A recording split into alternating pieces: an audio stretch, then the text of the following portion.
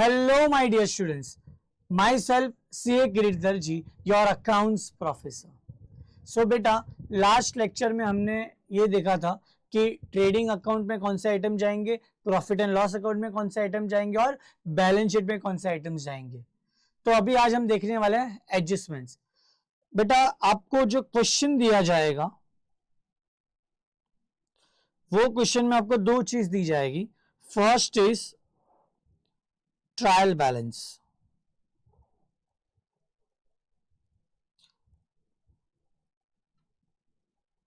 Particulars, debit amount and credit amount. आपको यहाँ पे सारे लेजर अकाउंट दिए जाएंगे, उसके बैलेंस दिए जाएंगे बेटा. ठीक है. फिर दूसरी चीज आपको देंगे वो है adjustments. Sir what is adjustments? बेटा, एडजस्टमेंट मतलब वैसे ट्रांजैक्शंस जो हमने बुक्स ऑफ अकाउंट में अभी तक लिखे ही नहीं है, या तो वैसे ट्रांजैक्शंस जिसकी इफेक्ट हमने अभी तक दी ही नहीं है. तो चलो यहां पर लिख देते हैं. एडजस्टमेंट मतलब transactions which are not recorded in books of accounts. तो सर अगर ये ट्रांजैक्शन हमने बुक्स ऑफ अकाउंट में लिखे नहीं है तो अभी क्या करना है? हमें लिखना है. सर एडजस्टमेंट्स को हमें क्या करना है? बुक्स ऑफ अकाउंट्स में अभी लिखना है. तो बेटा आप मुझे बताओ ना, जो ये ट्रांजैक्शंस है अभी तक जो बुक में मैंने लिखे नहीं है, तो मुझे क्या करना है? लिखना है. तो सर ये एडजस्टमेंट, ये ट्रांजैक्शंस हमने बुक्स ऑफ अकाउंट में लिखे नहीं है, तो अभी हमें क्या करना है? लिखना है. आपने सुना होगा कि एडजस्टमेंट्स के ना दो इफेक्ट होती है. वो क्यों? बिकॉज बेटा ये ट्रांजैक्शंस हम लोग अभी लिखने वाले हैं और आपको भी पता है कि ट्रांजैक्शंस के कितने इफेक्ट होते हैं? दो. One is debit and another is credit. तो सर एडजस्टमेंट का मतलब क्या हुआ? सर वो ट्रांजैक्शंस जो हमने अभी तक लिखे नहीं है, तो हमें क्या करना है? उसको लिखना है. और जब ट्रांजैक्शंस हम लिखते हैं तो उसकी दो इफेक्ट होती है बेटा. One is debit and second is credit. That's why adjustment के कितने इफेक्ट होते हैं बेटा? दो. तो सर ये जो ट्रायल बैलेंस है, ये ट्रायल बैलेंस के कितने इफेक्ट होंगे? ट्रायल बैलेंस के इफेक्ट बेटा एक ही होगा. सर ऐसा क्यों? मुझे बताओ ना बेटा. ये ट्रायल बैलेंस में कोई भी आइटम कहां से आती है? सबसे पहले हम लोग क्या करते हैं बेटा? जर्नल में लिखते हैं. उसके बाद वो कहां जाएगा? लेजर में जाएगा. सर जब हमने जर्नल में ये ट्रांजैक्शंस लिखा होगा तो उसकी दो इफेक्ट तो ऑलरेडी दे दी होगी ना बेटा. तो वो लेजर, जर्नल से लेजर में जाएगा, फिर लेजर से वो कहां जाएगा? ट्रायल बैलेंस में. तो सर ये जो भी आइटम्स दिए ना ट्रायल बैलेंस में, उसकी ऑलरेडी दो इफेक्ट हमने स्टार्टिंग में दे दी है. तो इसके लिए बेटा हमें क्या करना है? अभी ट्रायल बैलेंस से एक एक आइटम को उठा के या तो ट्रेडिंग में डालना है, या तो पीएनएल में डालना है, या तो बैलेंस शीट में डालना है. एंड सर एडजस्टमेंट्स, सर वो तो हमने अभी तक लिखे नहीं है, तो हमें क्या करना है? रिकॉर्ड करना है. तो आपको भी पता है कि ट्रांजैक्शन जब रिकॉर्ड करते हैं तो उसके कितने इफेक्ट होंगे? दो. One is debit and another is credit. I hope बेटा आपको ये समझा होगा. यहाँ पे हमने क्या कंक्लूजन निकालना है? सर ट्रायल बैलेंस आइटम की एक इफेक्ट और एडजस्टमेंट्स की दो इफेक्ट होती है बेटा. तो यहाँ पे हम लोग नोट डाउन कर लेंगे. बेटा आपको अपने हिसाब से वीडियो को पॉज करके ये नोट्स को कॉपी करना है. चलो यहाँ पे हम लोग क्या लिखेंगे बेटा? अगर वो ट्रायल बैलेंस आइटम है उसकी कितनी इफेक्ट होगी बेटा? वन इफेक्ट, क्योंकि ऑलरेडी हमने दो इफेक्ट जर्नल लिखते टाइम दे चुके हैं. और एडजस्टमेंट्स, सर ये एडजस्टमेंट्स की कितने इफेक्ट होगी बेटा? Two effects. क्यों बेटा? क्योंकि एडजस्टमेंट मतलब जो ट्रांजैक्शन हमने लिखे ही नहीं है वो हम लिखने वाले हैं, तो दो इफेक्ट दे देंगे इसको. आई होप आपको समझा होगा बेटा. नाउ चलो हम लोग एडजस्टमेंट्स कौन से देखते हैं. सबसे पहला एडजस्टमेंट है बेटा क्लोजिंग स्टॉक. सबसे पहला एडजस्टमेंट कौन सा है बेटा? Closing stock. Sir closing stock हमें याद आ रहा है, आपने कहीं तो लिखवाया है. कहां लिखवाया? याद करो बेटा. मैचिंग कॉन्सेप्ट कहां पे? Trading account credit side. और सर दूसरा हमने बैलेंस शीट में भी देखा था असेट साइड। अरे यस और नो सर, क्लोजिंग स्टॉक मतलब सर वो स्टॉक जो अभी तक बिका नहीं है, जो मेरे गोडाउन में अभी तक पड़ा है, तो उस पे हक किसका बेटा? मेरा। मैं ओनर हूं तो क्लोजिंग स्टॉक पे हक किसका? मेरा। तो बेटा वो मेरे लिए क्या हो गया? एसेट हो गया। एंड दूसरी चीज बेटा, मैचिंग कॉन्सेप्ट के हिसाब से क्लोजिंग स्टॉक कहां लिखा जाता है? ट्रेडिंग अकाउंट के क्रेडिट साइड। तो सर इसकी दो इफेक्ट कौन सी बेटा? First is trading account credit side and second is balance sheet which side beta? asset side. which side beta? asset side. ये बेटा अभी हमने डिस्कस किया ना कि एडजस्टमेंट के दो effect, one is debit and one is credit. तो देखो यहाँ पे हो रहा है क्या, यहाँ पे देखो हमने क्या लिखा है बेटा, ये क्रेडिट साइड लिखना है, मतलब एक इफेक्ट हुआ क्रेडिट, और दूसरा कहां लिखना है? Asset side. बेटा असेट की जनरली वैल्यू होती है डेबिट और लायबिलिटी की वैल्यू होती है बेटा क्रेडिट। तो असेट, यहाँ पे असेट साइड लिखा मतलब क्या हो जाएगा बेटा? एक डेबिट इफेक्ट, और ट्रेडिंग अकाउंट में क्रेडिट साइड लिखा मतलब वो दूसरा क्या हो गया? Credit effect. तो यहाँ पे हो गया ना डेबिट एंड क्रेडिट। तो चलो बेटा आपको फटाफट ये दिमाग में डालना है क्या? क्लोजिंग स्टॉक के दो effect, trading account credit side, balance sheet asset side. Trading account credit side, balance sheet asset side. One last time आपको भी बोलना है, trading account credit side, balance sheet asset side बेटा। यस और no? Now sir ये दो effect तो हो गए, और एक चीज जो आपको क्वेश्चन में आ सकती है, वहां पे क्या होगा पता है बेटा? आपको क्वेश्चन में ऐसा दिया जाएगा कि क्लोजिंग स्टॉक, उसमें से बेटा आपको क्या बोलेंगे पता है? उसकी कॉस्ट वैल्यू देंगे और दूसरा उसकी मार्केट वैल्यू देंगे।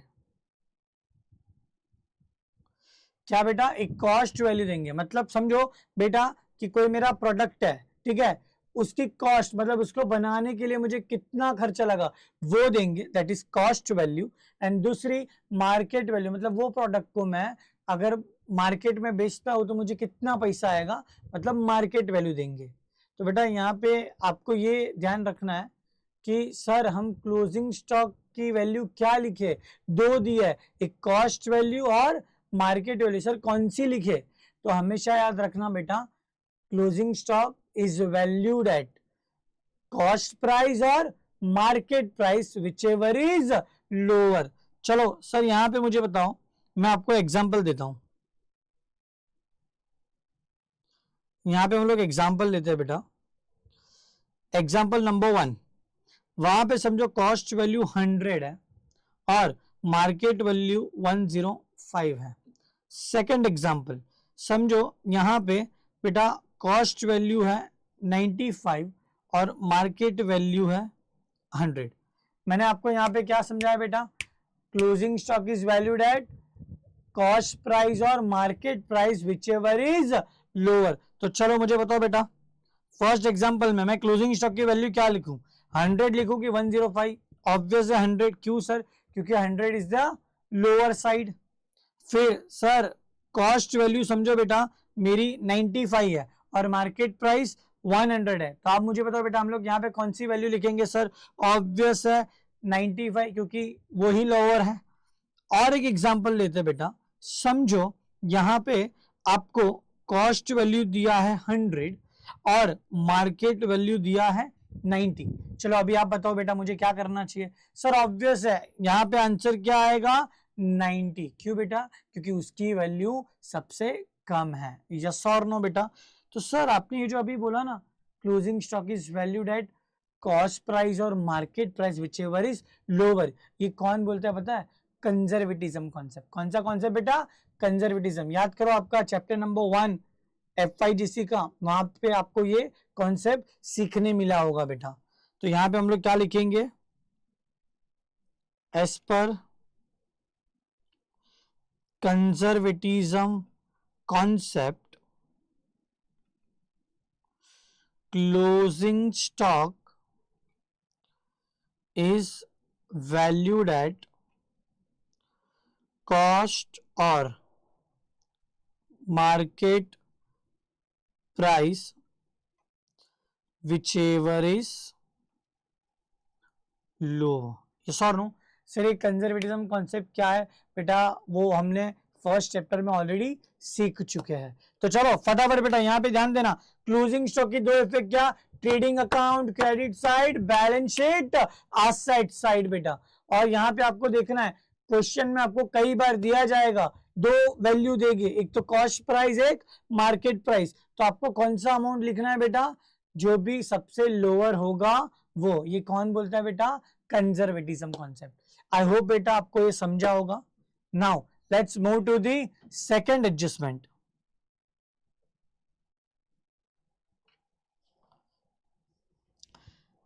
सेकंड एडजस्टमेंट है बेटा डेप्रिसिएशन. सेकंड एडजस्टमेंट क्या है बेटा, डेप्रिसिएशन. चलो सर व्हाट इज डेप्रिसिएशन, आपने पूरा चैप्टर इस पे पढ़ा है बेटा. Depreciation means reduction in value of assets. मतलब सर असेट की वैल्यू कम होना. मुझे बताओ बेटा आप असेट कहां पे लिखते हो, बैलेंस शीट में असेट साइड. अरे यस और नो. तो सर यहाँ पे दिखना दो इफेक्ट क्या आएगी. सबसे पहली इफेक्ट हम क्या करेंगे, जहां पे असेट लिखते हैं वहां जाएंगे. असेट कहां लिखती है, बैलेंस शीट. बेटा हम लोग कहां जाते हैं, बैलेंस शीट में. तो सर हम लोग क्या करेंगे, सर आपने क्या बोला, डेप्रिसिएशन मतलब असेट की वैल्यू कम होना. सर अगर असेट की वैल्यू कम हो रही है तो मैं क्या करूंगा, उसमें से लेस करूंगा. तो फर्स्ट इफेक्ट क्या होगी बेटा, बैलेंस शीट में लेस फ्रॉम असेट. समझो बेटा मेरी असेट की वैल्यू है 10,000, उस पर डेप्रिसिएशन लग रहा है 1,000. मतलब क्या हुआ, 1,000 से असेट की वैल्यू कम हो रही है. तो मैं क्या करूंगा बेटा, जो बैलेंस शीट में असेट साइड 10,000 लिखा है ना, उसमें से मैं क्या कर दूंगा, 1,000 माइनस कर दूंगा. तो मेरी असेट की वैल्यू कम होकर कितनी बची बेटा, 9,000. सर दूसरा इफेक्ट कहां जाएगा, सर ये मेरे लिए क्या है बेटा, लॉस है. मेरे लिए क्या है, ये एक्सपेंस है. तो सर ये डायरेक्ट है कि इनडायरेक्ट है बेटा, इनडायरेक्ट है. तो सेकंड इफेक्ट कहां जाएगी, पीएनएल. बेटा शॉर्टकट में लिख रहा हूं, पीएनएल मतलब profit and loss account. Sir कहां पे जाएगी, डेबिट साइड. कहां पे जाएगी बेटा, डेबिट साइड. फिर से ओए, डेप्रिसिएशन मतलब क्या, reduction in value of asset. तो सर हम क्या करेंगे, सबसे पहले असेट में से माइनस करेंगे. तो बैलेंस शीट में असेट साइड जाएंगे और कहां क्या करेंगे बेटा, लेस फ्रॉम असेट. दूसरा क्या बेटा, ये मेरे लिए क्या है, लॉस है. मेरे लिए क्या है, ये एक्सपेंस है. तो बेटा ये कहां पे लिखा जाएगा, प्रॉफिट एंड लॉस के डेबिट साइड, बिकॉज ये इनडायरेक्ट एक्सपेंस है. आई होप बेटा आपको समझ रहा है. मैं बार बार बोल रहा हूं बेटा, क्या करना, बीच में वीडियो को पॉज करके आप इसको कॉपी कर लेना, ठीक है. चलो नाउ थर्ड वन इज, चलो ये जो थर्ड है ना, 3, 4, 5, 6, ये टोटल 4 एडजस्टमेंट हम लोग साथ में लिखते हैं. चलो सर ये क्या है,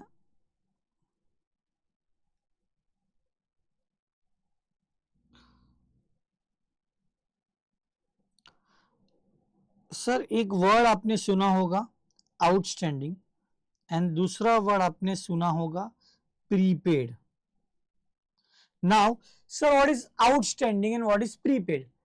बेटा आउटस्टैंडिंग मतलब कुछ भी आपका पेंडिंग है, बाकी है. सर आउटस्टैंडिंग मतलब क्या, पेंडिंग. आउटस्टैंडिंग मतलब क्या बेटा, पेंडिंग. और सर प्रीपेड मतलब क्या, एडवांस. प्रीपेड मतलब क्या बेटा, एडवांस. नाउ सर आपको आउटस्टैंडिंग एक्सपेंस भी मिलेगा क्वेश्चन में, आउटस्टैंडिंग इनकम भी मिल सकता है क्वेश्चन में. सेम वे प्रीपेड एक्सपेंस भी मिल सकता है और प्रीपेड इनकम भी मिल सकता है. सर सबसे पहले इसका मतलब क्या है वो समझते हैं. मुझे बताओ बेटा, आउटस्टैंडिंग का मतलब मैंने क्या बोला, पेंडिंग.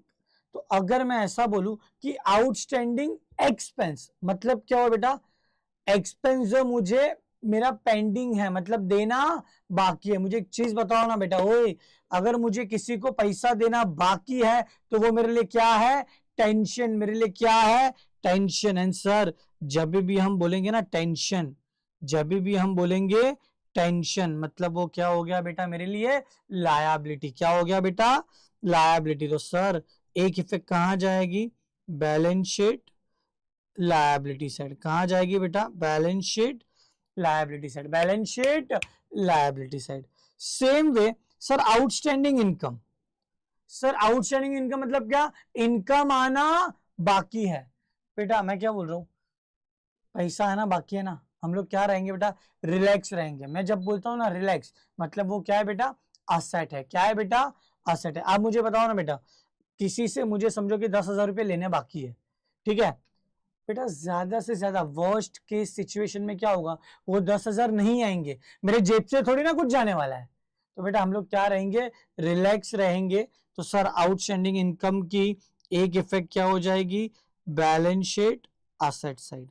सर मैं बोलूं रिलैक्स मतलब असेट, मैं बोलूं टेंशन मतलब लायबिलिटी। तो चलो बेटा यहाँ पे हमने क्या देखा फटाफट, सर आउटस्टैंडिंग एक्सपेंस मतलब पैसा देना, एक्सपेंस देना बाकी है, टेंशन है, एक effect liability. Sir outstanding income मतलब पैसा आना बाकी है, क्या होगा, ज्यादा से ज्यादा नहीं आएगा ना, मेरे जेब से थोड़ी ना कुछ जाने वाला है, हम क्या रहेंगे, रिलैक्स रहेंगे। तो वो हमारे लिए क्या हो गया, आउटस्टैंडिंग इनकम हमारे लिए क्या हो गया बेटा, असेट। चलो now prepaid expense. Sir prepaid मतलब मैंने क्या बोला, एडवांस। सर मतलब प्रीपेड एक्सपेंस मतलब वो एक्सपेंस जो मैंने एडवांस में पे कर दिया है। सर जो खर्चा मुझे कल पे करना था मैं आज पे कर दिया हूं। तो सर अगर कल मेरे पास पैसा नहीं भी रहा तो भी मुझे कोई टेंशन होगा क्या, नहीं। क्यों, क्योंकि मैंने एडवांस में पैसा पे कर दिया है। तो सर हम लोग क्या रहेंगे, रिलैक्स रहेंगे। सर रिलैक्स आया मतलब क्या होगा बेटा, एसेट। तो सर इसकी एक इफेक्ट क्या हो जाएगी प्रीपेड एक्सपेंस की, बैलेंस शीट असेट साइड। क्या हो जाएगा बेटा, balance sheet asset side. Now let's come to the last, prepaid income. Sir prepaid income, sir prepaid income मतलब वो इनकम जो मैंने एडवांस में रिसीव कर ली है। क्या बेटा, वो इनकम जो मैंने एडवांस में रिसीव कर ली है। तो सर ये मेरे लिए क्या होगा, असेट की लायबिलिटी। चलो लेट्स सी बाय एग्जांपल। समझो बेटा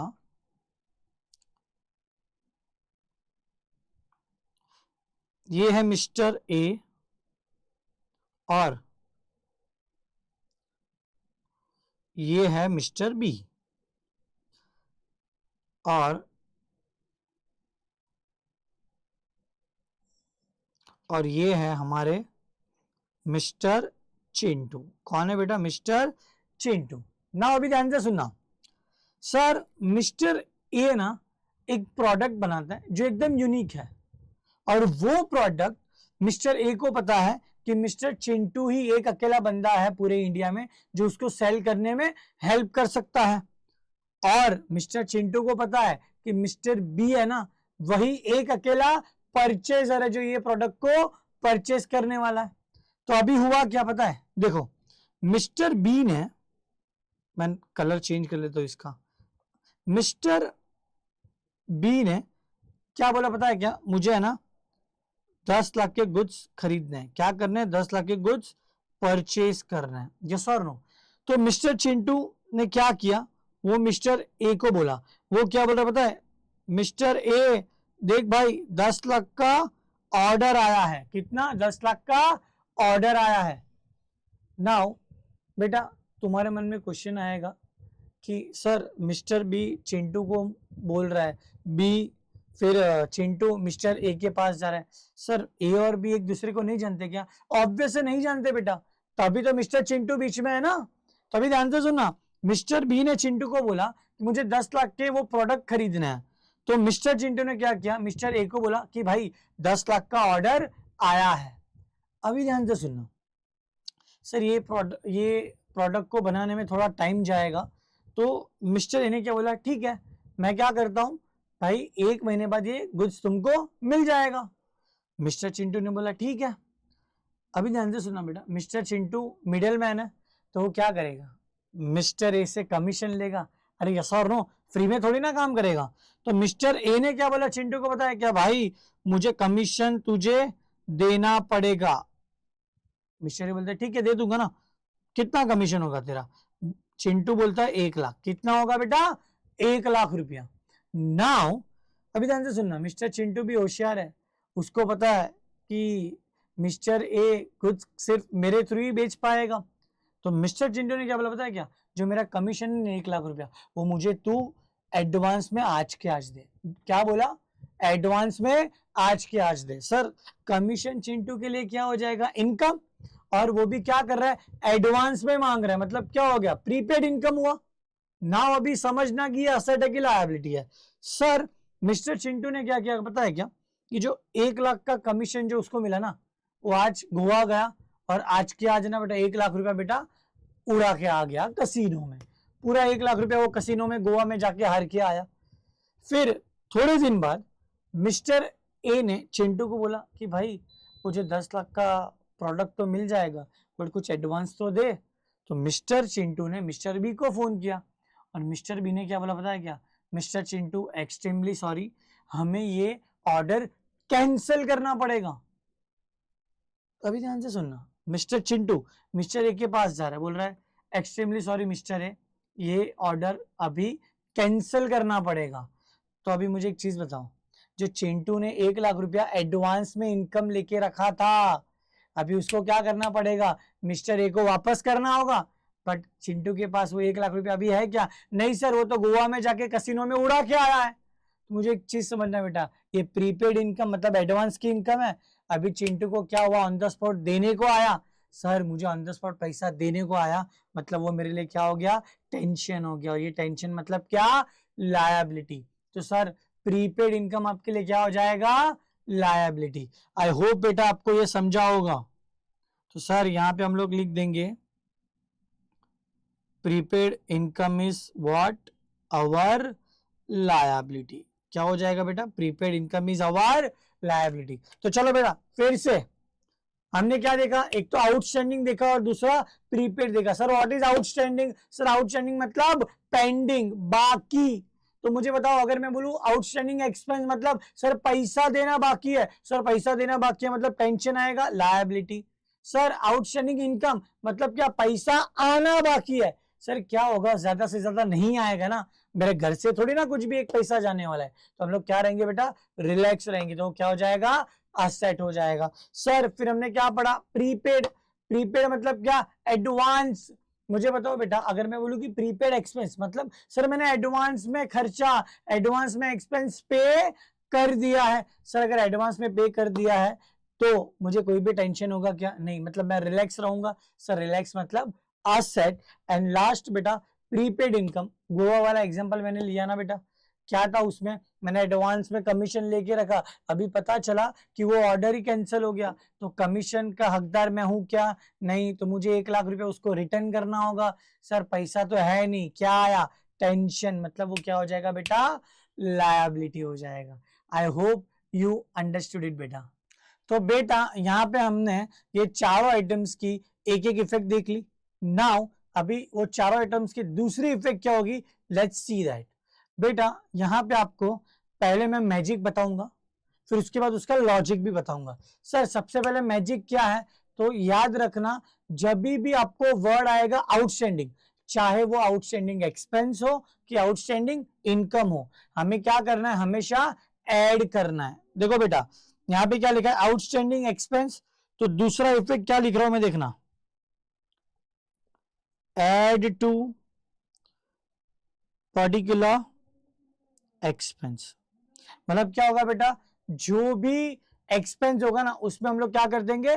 ऐड कर देंगे, चाहे वो ट्रेडिंग अकाउंट में जाए या तो फिर वो प्रॉफिट एंड लॉस अकाउंट में जाए। फॉर एग्जांपल समझो बेटा, आपको ट्रायल बैलेंस में दिया है वेजेस, तो वेजेस कहां जाएगा बेटा? ऑब्वियस है ट्रेडिंग अकाउंट में जाएगा। सर अभी आपको बोला है कि आउटस्टैंडिंग वेजेस, तो आप क्या करोगे? जो वेजेस है ना ट्रेडिंग अकाउंट में, वहां पे क्या कर दोगे? ऐड कर दोगे जो भी आउटस्टैंडिंग अमाउंट होगा वो। सेम वे अगर आपको बोला है कि सैलरी, तो सैलरी कहां लिखी जाती है बेटा? प्रॉफिट एंड लॉस अकाउंट में। अगर आपको बोला है कि आउटस्टैंडिंग सैलरी, तो हम क्या करेंगे? प्रॉफिट एंड लॉस में जाएंगे, सैलरी में हम लोग क्या कर देंगे? Add outstanding salary. Same way बेटा आउटस्टैंडिंग इनकम, तो यहां पे भी क्या करना है बेटा? Add to particular income. क्या होगा बेटा? Add to particular income. Now sir जब भी वर्ड आएगा प्रीपेड, प्रीपेड आएगा तो हमें क्या करना है? लेस करना है। क्या करना है बेटा? लेस करना है। तो सर एक्सपेंस होगा तो हम लोग क्या लिखेंगे? Less from particular expense. और सर इनकम है तो हम लोग क्या लिखेंगे? Less from particular income.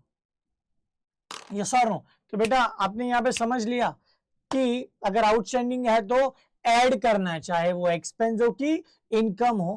Prepaid है तो हमेशा लेस करना है, चाहे वो एक्सपेंस हो कि इनकम हो। बेटा आई होप बेटा आपको ये समझा होगा। ठीक है। नाउ सर हमने देखा magic, now it's time to see logic. Sir आपने ये बोला कि आउटस्टैंडिंग है तो आपको ऐड करना है। सर ऐसा क्यों? तो अभी ध्यान से सुनना, मैं एग्जांपल दे रहा हूं, आपको लॉजिक समझा रहा हूं बेटा।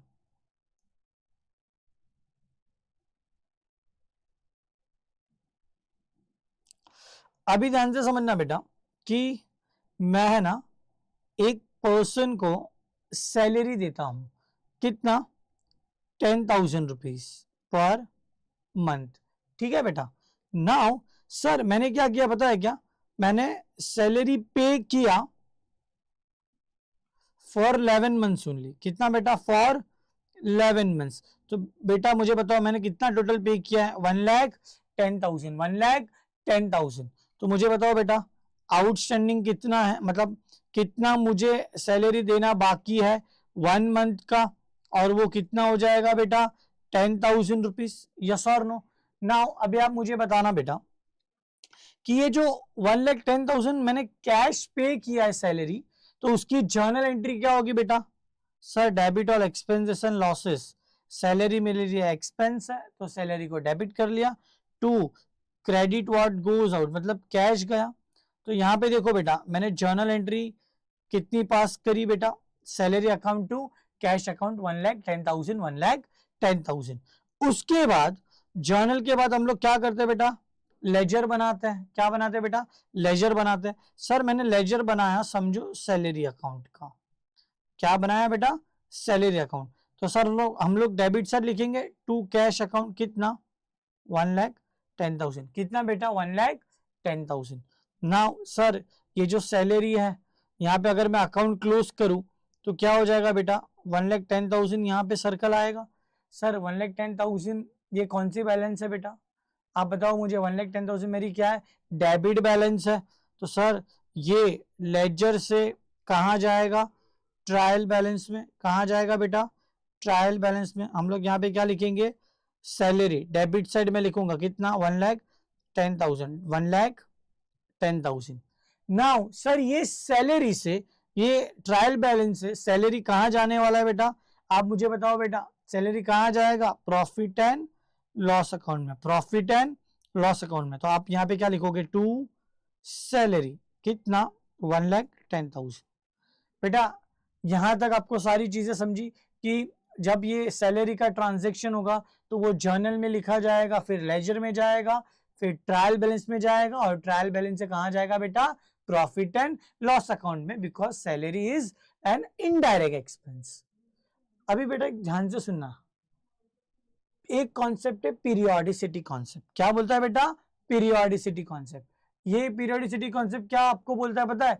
कि ये साल का खर्चा आपको ये साल में ही लिखना है, चाहे वो पे किया हो या ना पे किया हो।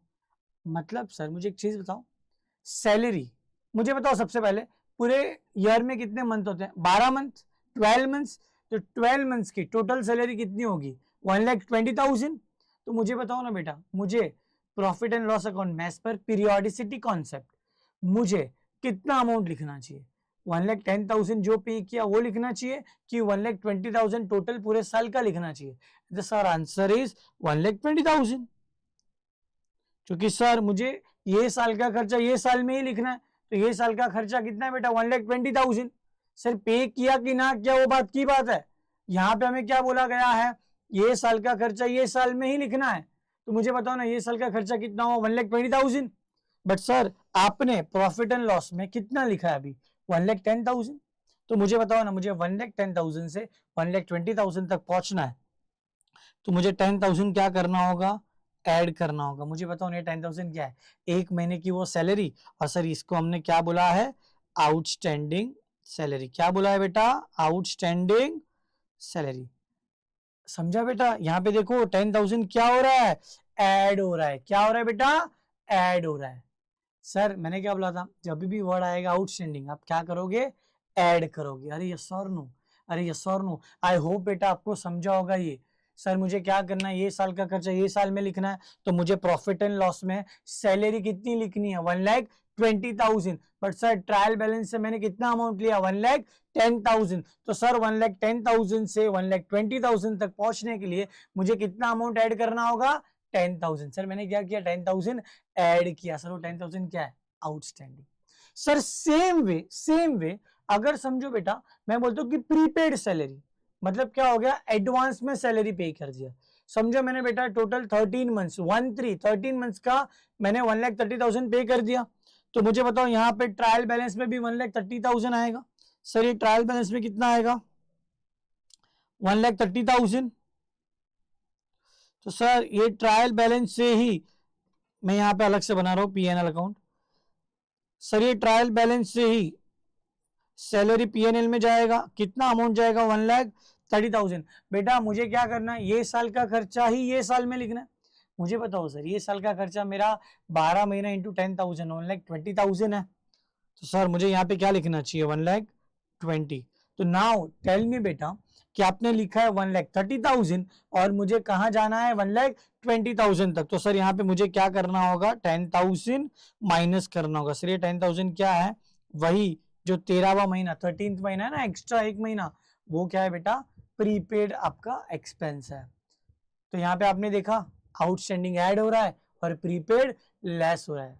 वही चीज मैंने मैजिक में बोली थी ना, अभी आपको मैंने लॉजिक भी दे दिया है। तो आई होप बेटा आपको ये समझा होगा।